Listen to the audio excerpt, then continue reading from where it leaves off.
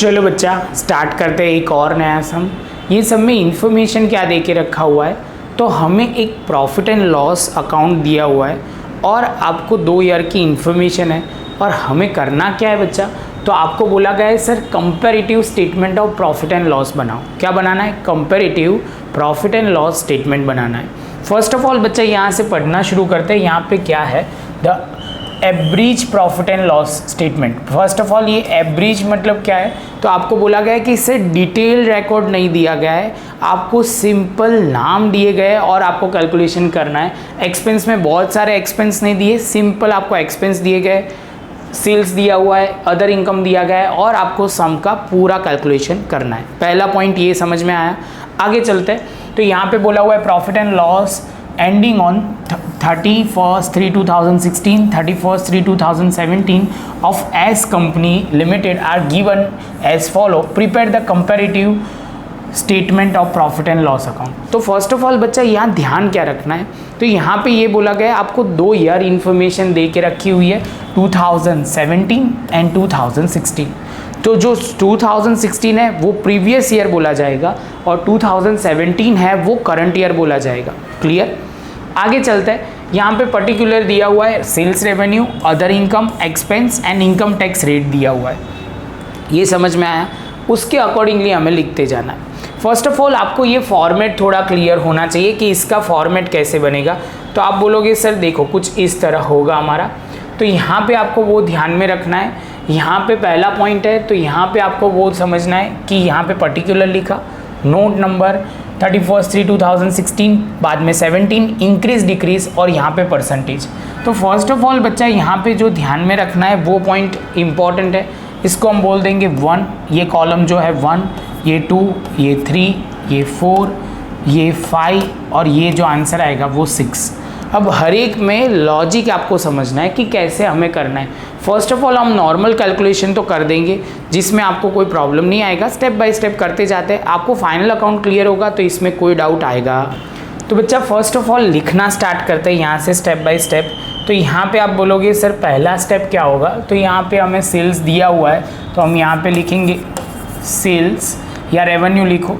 तो यहाँ पे ध्यान में रखना है 2016 का है 22 लाख और यहाँ पे बोला गया है सर 33 लाख है। पहले हम यही बना रहे हैं बच्चा, उसके बाद comparative statement of profit and loss बनाएंगे। आगे चलते तो आपको बोला गया है यहाँ पे अदर इनकम, तो यहाँ पे हम लिखेंगे अदर इनकम। तो यहाँ पे अदर इनकम है 2016 में, तो आप बोलोगे सर ये 1,50,000 और यहाँ पे आप बोलोगे सर 2,25,000। जैसे ये पॉइंट कंप्लीट होता है तो यहाँ पे हमें एज यूजुअल लिखना पड़ेगा 1, ये होगा 2 और यहाँ पे हम जो 3 ले रहे हैं वो लिखेंगे। तो यहाँ पे हम लिखेंगे टोटल इनकम। तो यहाँ पे हमने लिख दिया, लिखना है तो कई बच्चों को ये डाउट ना आए इसलिए। तो यहाँ पे हम लिखेंगे 1 + 2। क्या लिखेंगे? 1 + 2। तो यहाँ पे अब स्टार्ट करते हैं। तो सबसे पहले आप बोलोगे सर ये हो जाएगा कितना, तो यहाँ का जो हो जाएगा तो यहाँ पे हम लिखेंगे 23,50,000 और यहाँ पे आप बोलोगे सर ये हो जाएगा कितना, 33 + 2 करते हो तो आप बोलोगे 35,25,000। कितना होगा? 25,000 और ये बात हमारी ख़त्म हो गई। उसके बाद बच्चा हम आगे चलते हैं। तो यहाँ से आप बोलोगे सर अब हमें क्या करना है, तो ये 2 चीज़ तो ख़त्म, अब एक्सपेंसेस लिखना है। तो हम 4th पॉइंट में लिखेंगे एक्सपेंसेस।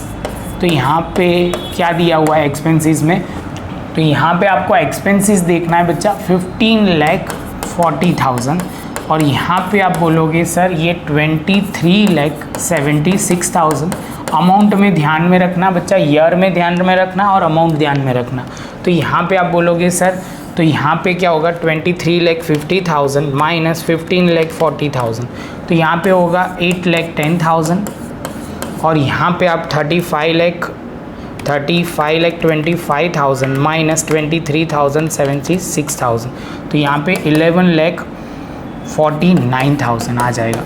ये जैसे आएगा इसको हम वर्ड क्या लिखेंगे, तो आप बोलोगे सर इसको आप लिखोगे प्रॉफिट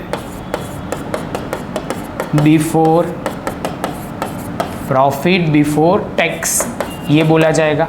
अब इसके बाद क्या होगा, तो हमारा 6 पॉइंट होगा।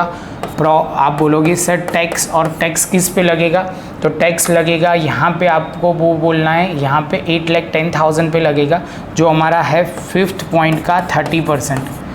समझ में आ रहा है, ये पॉइंट का 30% हमें बोला गया है।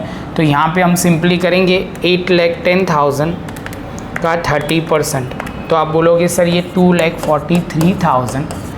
और बच्चा इसके साथ एक और चीज़ भी कर देते, प्रॉफिट आफ्टर टैक्स भी कर लिख देंगे 5,67,000।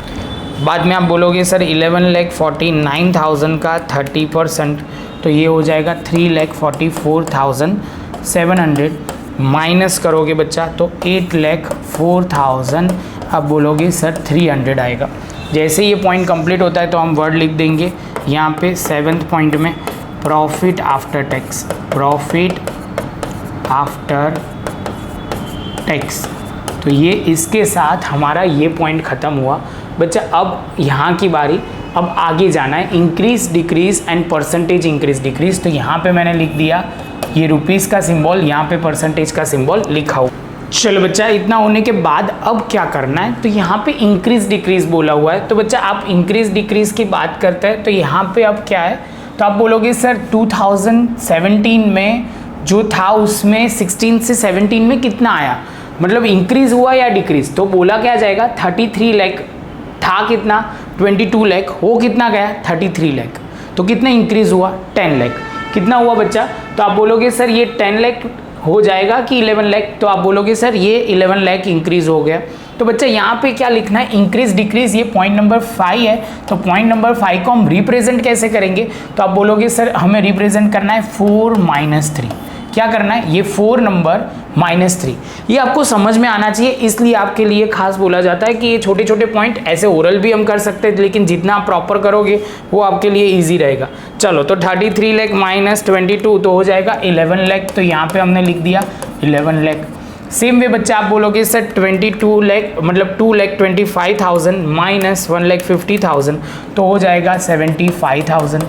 अब बच्चा समझ में आ रहा है ये पॉइंट। इसके बाद आप बोलोगे सर 35,25,000 -23,50,000 तो ये हो जाएगा 11,75,000।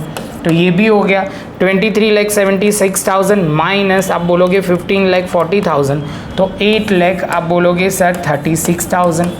सेम वे बच्चा आप आगे जाओगे तो यहाँ पे आप बोलोगे सर 11,49,000 माइनस 8,10,000 तो यहाँ पे हो जाएगा 3,39,000।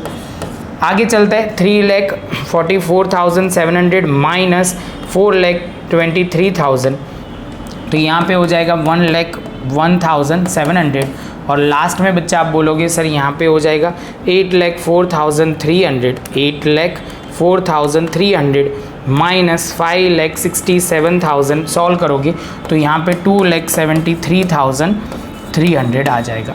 ये पॉइंट आपको क्लियर करना पड़ेगा। जैसे ये पॉइंट कंप्लीट होता है अब हमारा लास्ट स्टेप हम फॉलो कर।